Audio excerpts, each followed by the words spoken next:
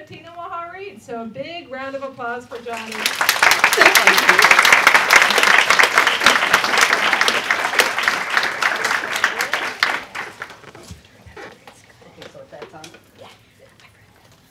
I'm so excited to be here. This has just been fabulous. I was so nervous today about this. You can't? No, there. There. Is that better? I was saying I'm so excited. I was so nervous today about this event and just keyed up that I went to ride my pony, that picture up there, got him all ready, took him to this outdoor arena, took him up to the mounting block and went to get on and realized I had no saddle. So, okay, I am a little more keyed up than I thought I was. Back we went, put the saddle on. He probably thought, well, this is going to be interesting. Let's see if she can do this.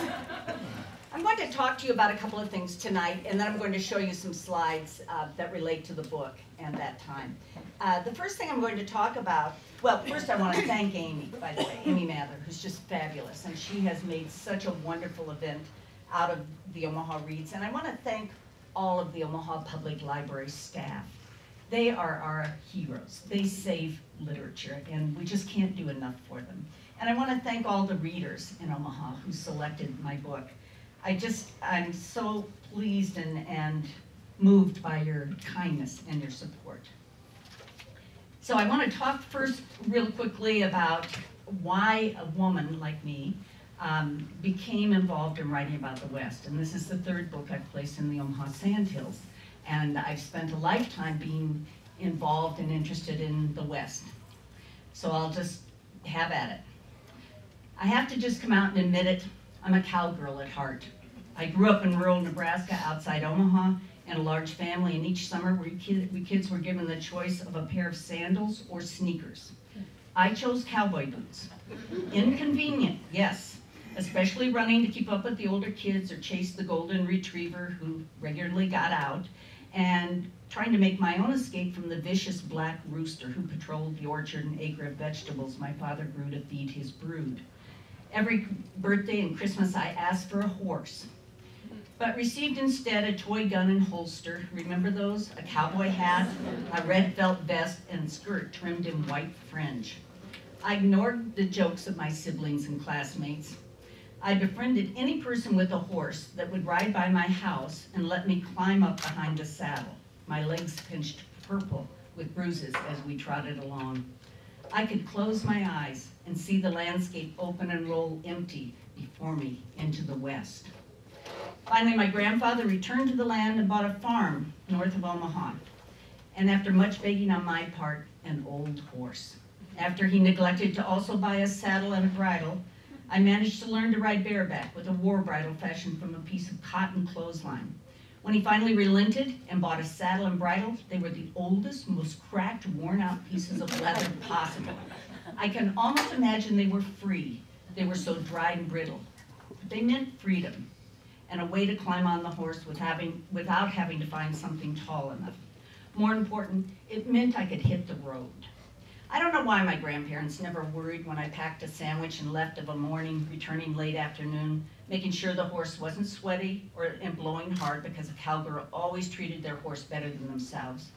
You see, I read nonstop too. I consumed every book about the West and horses in the Benson Public Library. I read a book a day. I couldn't stop. I also rode miles a day, finding whirls on the back of that old horse, a stout bay Missouri foxtrotter. I visited all the neighboring farms. Without invitation, I would ride up their lanes and meet the women mostly. There were farms of Swedes close to my grandfather's, and they had 2 retired white workhorses in the neatest barnyards for miles. I even took a ride on the too broad back of one and realized how lucky I was to have the sturdy bay who would stand tied for hours without trying to break away. The wife was always kind to me, giving me a chocolate bar at each visit. And I liked her and appreciated the thoughtfulness, but she wasn't quite what I wanted. As I wandered farther away, I found a dilapidated farm full of chickens squawking and fighting with the ducks, cats, dogs, goats, and milk cows. The house was a riot of dirty dishes and clothes flung off, and more animals and flies and stacks of newspapers, and reigning over all of this was a couple. She became the first genuinely independent woman of the land I would meet. Erma. was tall and broad, dressed always in a dingy white man's t-shirt and jeans, her braless breasts hanging like sacks of meal almost to her waist, her hair hanks of brownish gray rising over her browned, sweaty face. There was no question that she ever wore makeup or cared to. She was as big as her husband and could toss bales of hay and drive a tractor and repair a manure spreader and butcher a hog. I don't know who, if anyone, ever tended that house, but it didn't matter. She was a neutral in the division of labor. She didn't offer me one damn thing to eat. I doubt she ever thought of it. She inspected me and the horse that first time and gave me a chance to glance around because they were baling hay that day, and she didn't have time for me. Whenever I write about the West, I think of Erma. I've seen her kind in the sandhills of Nebraska and further west too. Our Western history is full of women who worked side by side with men without getting their due. It's taken time to recover their stories, and I believe it's one of my jobs to bring their lives back to their rightful place. Years ago, I was out in the hills with a young photographer who had just bought an old panorama camera. Each of us doing our own research when we decided to go to the Sandoz Ranch to see Mari Sandoz's grave. While Willa Cather made the early Nebraska pioneer farmers famous, Mary Sandoz wrote of Native Americans and cattlemen in the sandhills, and it was her work I felt closest to. Her grave is at the end of a single blacktop lane winding among the hills, which are utterly empty of houses, power lines, even fences. Her sister Flora was still alive then, and for a time kept a wonderful apple orchard nearby as an agricultural experiment. I visited the gravesite quite often then to pay my respects and gain courage from the empty hills and open, endless sky. On this particular day, my young friend had climbed the windmill for a better shot of the rolling hills when an old red pickup truck came rattling over the hill and stopped next to me. I thought, now we're in it. It was Flora, Mari's sister, who leaned out the window and asked what the Samhill we were doing. I explained about the grave, and she looked up at my young friend and hollered that she'd like to hire him. She couldn't get anyone out to climb around on her windmills anymore to grease and fix them. She was worried about fire, she said. Hadn't been to town in a month with the dry heat. Afraid of what would happen if she left. Finally couldn't stand it, had to go to the beauty parlor. I looked at her hair, a wild gray and white nest. I'm 80, she declared. Can't cut my own toenails anymore. Got a girl at the beauty parlor does them for me. Now that's handy, I said, hoping she'd invite us to her ranch house. But she didn't. She just waved and told us to be careful and drove off. When I returned the next year, the apple orchard was a pile of twisted wood. The experiment was done. She was another woman of the West. In Valentine, Nebraska, in the heart of the Sandhills ranch land, the young ranch couples come to town dressed almost identically in jeans and ropers and Western shirts. They're changing the look of the West, too. Economics these days require that both men and women work as hard as the first families did. My great-great-grandmother smoked a clay pipe and ran a farm in the Missouri Ozarks. I come from that hard-scrabble stock, and I write about women who know how to survive on the land. It never occurred to me that I couldn't do that, and that's what it means to be a woman writing the West. How many of you have been to the Sandhills? Well, a lot of you, all right, so I probably don't have to explain a great deal. Sometimes you have people who haven't been there, and mainly at the university, and I try to educate them a little bit, mostly undergraduates and a lot of graduate students. So I'm not going to tell you about that then. I will tell you about this, however. This is how it came to be that I wrote about the Sandhills. It was my dying father who gave me the Nebraska Sandhills, a place I traveled for 10 years, doing research and escaping a marriage, a place I grew to love and write about. It was 1990, and I wanted to tell a story about a family of half-siblings who inherited a ranch. This is my first novel, Strange Angels. The trouble was, I'd never really lived in the West. I was from Nebraska. I thought about Wyoming. I didn't know anything about that, or Montana, all the traditional Western states. I felt like a fraud. Go to the Sandhills, my father's voice had lost its commanding edge, but his old authority rang in my ears. He passed away a few months later, followed by my mother, and so I set out in late April, wearing my boots of death, as I called the cowboy boots I bought for every passing family member of those days. There were a lot of them. I began my journey into the hills of Nebraska.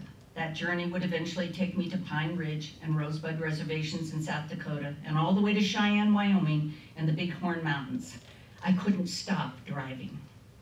I bought a big red SUV. I hardly ever had a destination, but every few weeks, I would load maps and food and music and boots and head out through Minnesota. I never minded that there were almost no trees, no billboards, few utility lines. I liked the rundown motels with stuttering black and white TVs, the blood spots from bad cowboy weekends, the flocks of geese turning like table knives in the milk blue sky. That's a true story, by the way.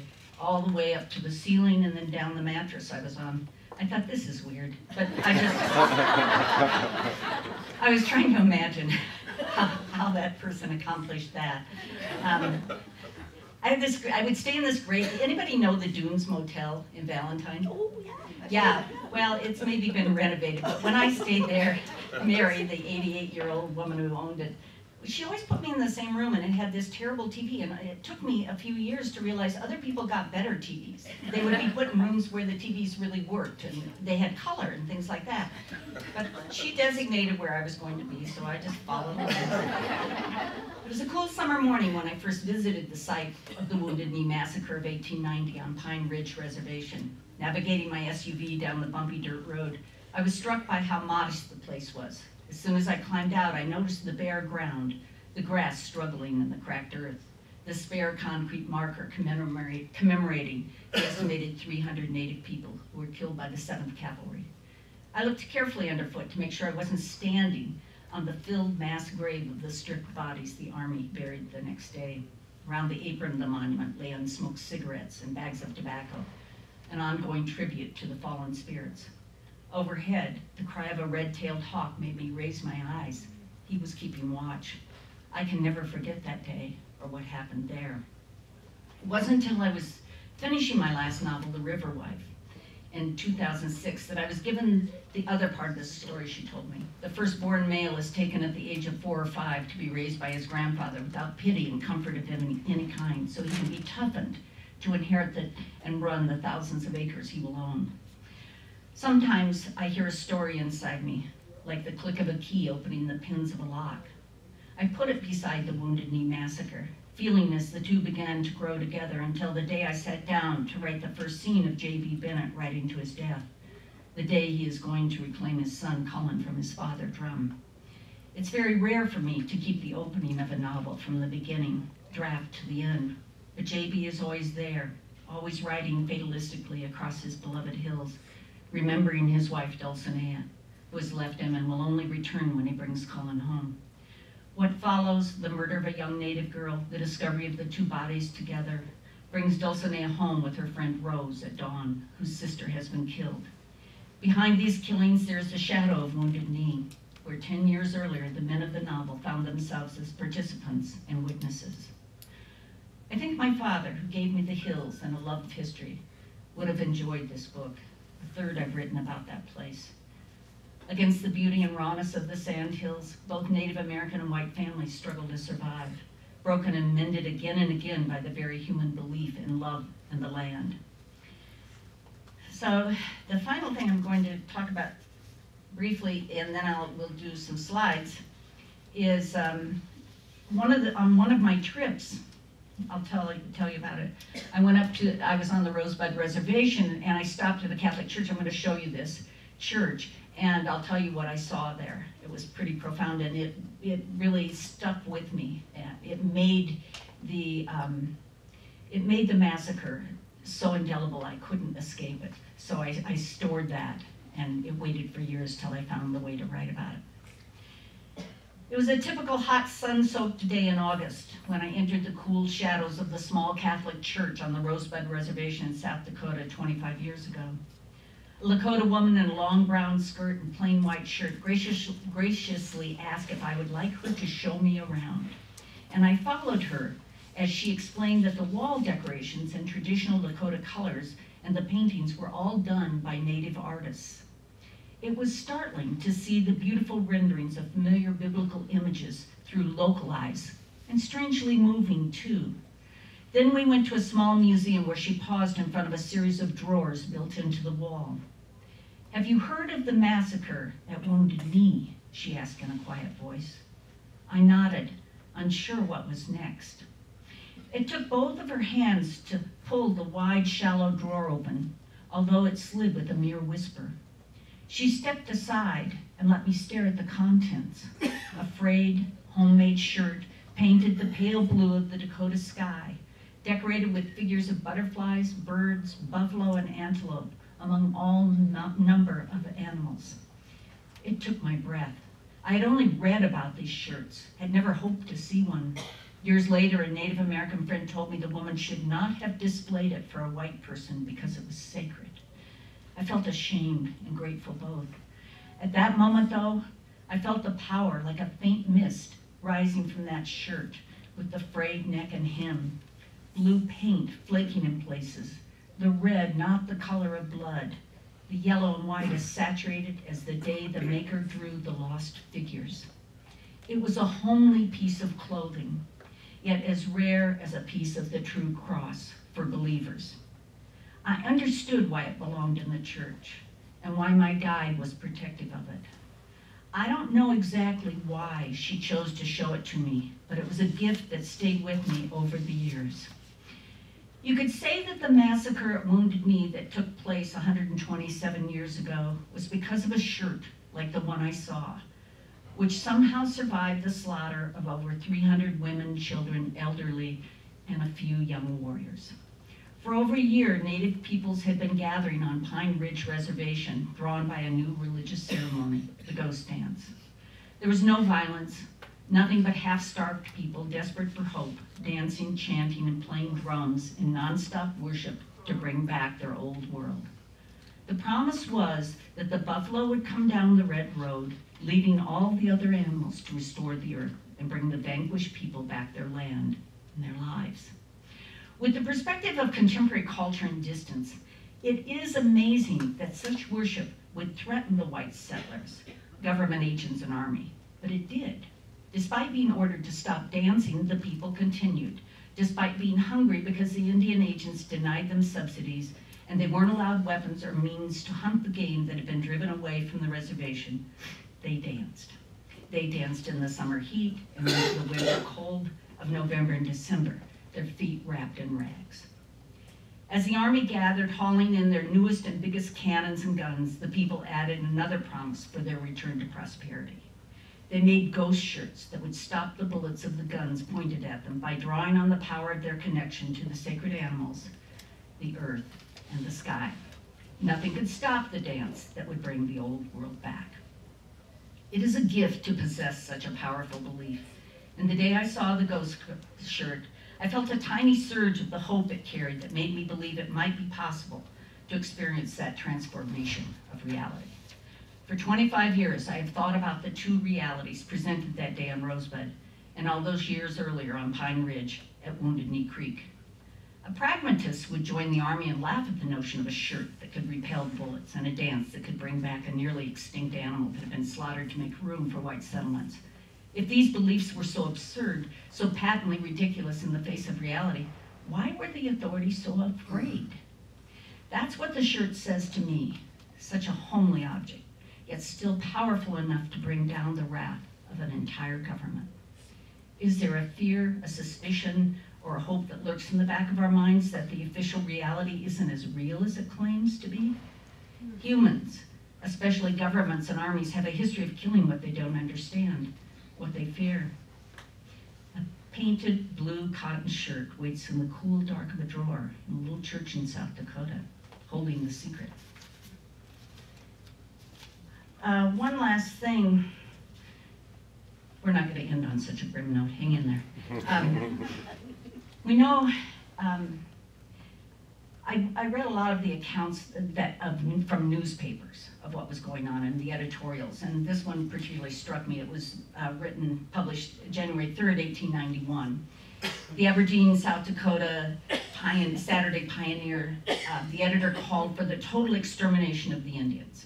Having wronged them for centuries, we had better, in order to protect our civilization, follow it up by one more wrong and wipe these untamed and untamable creatures from the face of the earth. The author of that and the editor of the paper was L. Frank Baum, Wizard of Oz. I can't see that movie anymore or read that book. Yeah, yeah, he had many of those kinds of editorials. Yeah, keep that secret. Okay, now I'm supposed to do this. Oh, we have one. Did I do something? No, you're actually. Okay, show me what I'm doing. There. All you have to do is. Okay, okay, good. Okay, this postcard I found in Valentine, Nebraska. And on it, it's sent in about 1903, I think. And it when I was writing the novel, and we have the young native man who's having his picture taken and sold so he can support his family. I was looking at this, and the writing on it suggests, obviously it's a woman who says, "How would you like to trade your husband George in for him?" And it's really weird, okay? Yeah, that'd be a good joke. But I actually wrote about him. I kept him in front of me when I was writing his character in the novel. And so I want to show you, as writers, we often work off photos and things just kind of click. And he was somebody who appeared in the novel. I hadn't planned him. And I had some old photos sitting around. I saw him and I thought, okay, he belongs in the novel. And then I thought, why? How? What is the point of this picture? Thinking. This, I think, reminded me of Dulcinea. You think so? Yeah, and another old picture. I like that because there's an intelligence there and kind of a sentimental, romantic thing with the flowers, but I liked her hair too and her mouth. She was a serious woman. I like the serious pictures, the old pictures, don't you? Because you can really see people's character on their faces. When everyone's smiling and their big teeth are hanging out, it's just not the same. And this is a native girl. She reminded me of the little girl. And I thought, yeah, there she is. She also appeared. Didn't know she was coming. Now this is probably a series, my husband put this together, so we'll see how he did. This is a series, for a while, my sister and I owned some land in the Sandhills, and this was part of it. It was on the Niobrara River. And a lot of people haven't pictured that land, so I wanted some pictures in case, you know, that's the Niobrara, that's looking down on it. I like the winter in the Sandhills. It is so utterly quiet. I took my editor from New York to the Sandhills after she edited Strange Angels, and I took her out there in late December. And she was born and raised in Manhattan. She had no clue. One thing she said to me about the novel, she said, well, people are always driving around in trucks. Why don't you get them out of the pickups? And it's like, that's what they do. You have no idea the distances that are involved here. So I took her out there, and I pulled into a little turn off a pasture there and just turned off the engine, and she said, oh my God, I've never heard silence like this. It's so empty. Yeah. She understood the pickups too. I like that picture because you just get that vastness. And the grasslands. And does this look familiar? It's a windmill. Yeah, this is the one I had in mind. Well, they all look alike. But I had this picture, so I used it. Yeah. These are some native pictures. Some people will have been at Wounded Knee. Yeah, these were ghost dance leaders. I like the bemused expression on the native man on the right. I think he knows so much more than we do. He's not even afraid of the camera here.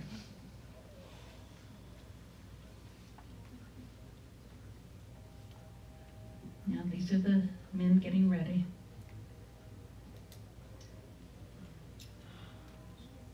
Yeah. This is one of the men who was left. He was wounded, he was unable, well, he was already sick, he was unable to do much. They piled the bodies and they were stripped, and they piled them in wagons and put them in a big hole in the ground, like that. This is an interesting story. He was at Wounded Knee. He took this child. He said the child was, he said the parents were killed. No one knows. There's a lot of stories around that. In the novel, I refer to this. And the mother, her adopted mother, who was white, did apply to get the land as soon as she could. So that was going on a lot. There was intermarriage at that time, the turn of the century, because the native people had the reservation land, and people who wanted access to it would marry into the family and gain access to the ranch land. And a lot of land was lost that way. Now this is the church. I just think the colors are wonderful. Isn't that beautiful? Yeah.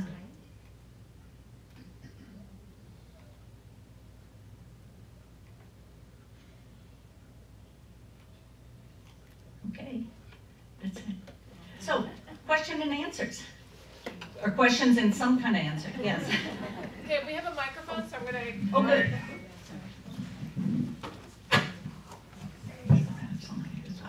How did you select the name Dulcinea?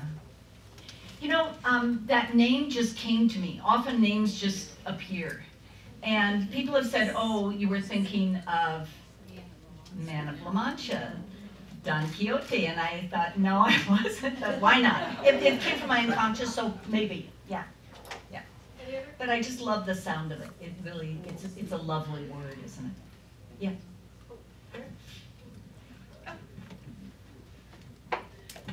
Maybe we'll fill Donahue here. Yeah, you're doing a good job. What's your writing routine? Do you have a set time every day that you write? Well, it can go anywhere from 3 in the morning till 9 in the morning. Depends on when I wake up. But I try to write, I don't set a clock, because I figured out if I do that, I'm just racing time and I'm not really letting myself work. So I set it, I work in the morning, I try not to talk to anyone, I try not to read a paper or listen to any news or anything, and I just sit down and I start writing. I make tea, I make a big mug of tea. And so I'll just start writing. And sometimes, you know, if nothing's coming, I'll just describe something in the room or a dream I had. That's a good way to get into your writing. And often when I'm in the middle of a novel, I try to leave myself like a breadcrumb trail. I'll say, okay, next you're going to do this. Or if I'm in the middle of something, I'll know what's, you know, I'll write a little note to myself. And it doesn't always have to be the place I'm going to start the next day, but it gives me that breadcrumb trail. I know I have some place to go. Yeah. Yeah, and so I try to write as long as I can. Usually I have a page limit that I have to make. So when I'm first starting to write, it's usually 5 pages. And when I really get going, I try to work up to 10, 15, and sometimes it's a chapter a day. But it depends. If I'm rewriting, I can go faster. I have to do a lot of drafts, so I have to write fairly fast, or I'll, you know, I do one book a lifetime. So it's possible. Thank you. Other questions? All right, I'll get you and then you can. How much of a plot outline or something do you sketch out ahead of time and then fill in? How do you approach that? I wish I could do that. I have friends who do that, and I'm so envious, because I'm kind of like the person who sees a big body of water and they just start swimming. They have no idea where they're going. They hope they can make someplace. But yeah, sometimes I will see something that has to happen, and I usually, somewhere along the line, know how the novel's going to end. I usually don't begin that way. I'll have, like, I knew I needed these 2 events to work somehow together. This family, the white family, and their kind of terrible thing they do to their children, and then the native massacre and what happens to that family. And so I had no idea how to wind them together, but it began to develop. What I do is I pursue characters, because people will do something. Pascal said that, oh gosh, I usually write this down, but the gist of it is that man sitting alone in a room, you know, is the result, you know, all action comes from a person sitting alone in a room, i.e. nobody can sit still for very long without doing something or causing trouble. So that's why I usually pursue people and see what their relationships are and what kind of trouble they're in. And then the plot will begin to develop out of that. Sometimes I have an idea, a plot, yeah. I'd like to think of which one that would be, but yeah. I like that mystery though. Most writers will tell you that they like to write into the mystery. if they know everything ahead of time, it's not very interesting. I tried that a couple of times and I was so bored I couldn't finish it. Because I thought, well, I know how it turns out. You know, so partly I write to entertain myself, to see what these people I've set in motion will do, because they will always surprise me. And I'm always happy when they do. And if they don't, I'm kind of scared because I know they're not real yet. So I wait for the characters to surprise me. Yes, ma'am? Is this the end of this story, or is there another book with these people in it? Because the ending of this leaves a lot to be. Well, let me give you a secret. This is the prequel to my other two Sandhills novels. So read Strange Angels is this family in 1980. Okay? So this is almost 100, it's 90 years before that family, or 80 years before that family. So so the 1980 people in Strange Angels, these are their ancestors. This is the Bennett family, how the ranch family started. And some of the native people are in it too, the descendants. And then in the next book, The Weight of Dreams, they're in the novel, the Bennetts, but they're not the main family. We still see them again. So I'm kind of working backwards. You're suggesting I now should work forwards. Well,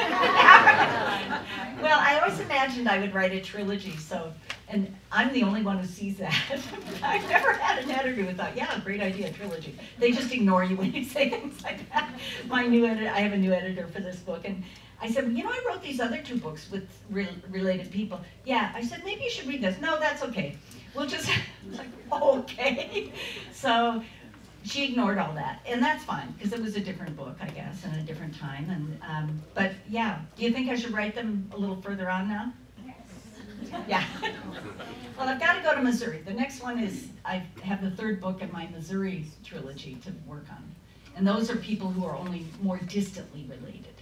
So The River Wife was one, South of Resurrection was the first one, then The River Wife, which was an historical novel. And now I'm going to the 30s with them. So maybe when I'm finished with the 30s in Missouri, I can go to Nebraska and do that. Then I'll know the material. I mean, I'll have the history, right? How do you respond to your students if their writing is like, oh my goodness, go get another career or something? You know? Well, to tell you the truth, I've always, since I began teaching creative writing, you know, teaching people, I started as a poet, and I've been teaching poetry writing and fiction writing for a long, long time. And early on, I read this essay by a poet named Richard Hugo in a book called The Triggering Town. And it's in part of an essay, Why Teach Creative Writing? And this is certainly all English departments yell at us, say, why are we teaching creative writing? And why do it? It's such a frilly thing. Nobody, you know, I used to teach at a Catholic women's college in St. Paul, Minnesota, and some of the older, more scholarly, very erudite nuns would yell at me and say, you know, they're not all going to be writers. And they're not going to publish. And I said, yes, but if you teach people to use their imaginations, if you teach them about how to be creative, they can go into their lives in the future and begin to create lives that are more meaningful. And so Richard Hugo in The Triggering Town says the value is that every person has within them the ability, the capacity to write one thing at least that says exactly what they mean and says something that is meaningful to them. And so that's our job. So the person writes one poem in their whole life, but it's the best poem, and it's really good, and it says just what they meant. I thought, that so inspired me. I thought, yeah, that's my job. Yeah, so that's what I'm really challenged by those people, because I think there is something in there, and I usually find it. Or, you know, I go away depressed. They're happy, they're often happy. Yeah, and I'm not somebody who says, oh, that's wonderful, when it isn't. I tell them the truth. But I also try to help them figure it out so they get better. Yeah. There's one on the front row here. They didn't forget you.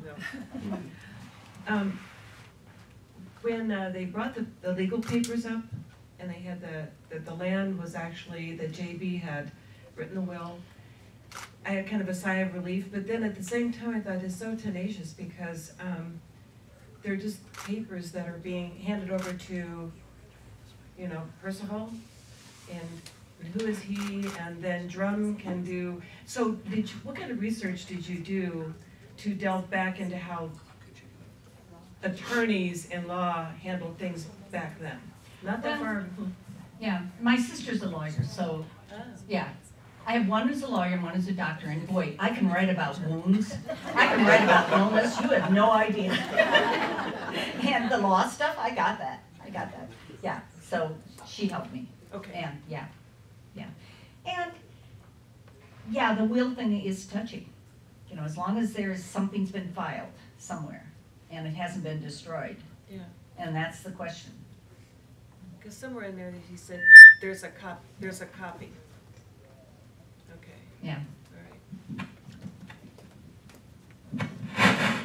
I know, it's attaching us. Stop that. Do you teach and write on the same days? You know, sometimes. It's hard to teach and write. Are you a writer? Yes. Okay, she is. I have. Okay, so you know what I mean. Because sometimes you get so deeply enmeshed in the world of that you're writing that it's like it's like being awakened in the middle of the night from a dream, and the dream is interrupted and you're not quite yourself for a long time. You know that feeling? And that's what it's like to it's like swimming through water all day long if you've been writing very deeply, and then you have to go in the classroom and really shift gears. So sometimes I don't write on days I teach because I have to be in a different place. I have to really have my head about me and not be in my other world. Being a writer, you're often living two worlds. Sometimes, you know, when I teach writing, I talk to my students about taking their characters into the world with them and climbing into the character's body. Like when I was writing The Way to Dreams, I got in this guy's body and we drove down, you know, the highway, the little back road into the reservation up into, I think it was Rosebud, where this crime was going to be committed. And I spent the whole day in his body, and it was so interesting. And I've done that always, where sometimes I'll just be in a character's body and kind of, you know, I'll say, well, now what would they do? What are they going to do today? Oh, they're going to go to this bar, and here comes a baseball team, and they're drinking beer, and they'll talk, because otherwise we're kind of ourselves. We're just looking, and everything is far away. So that's how we immerse ourselves. I know it sounds very weird, but some people just do it because it's fun, and they're not writing.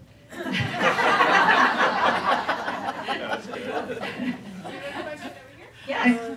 Thank you so much for all the vivid imagery and the description.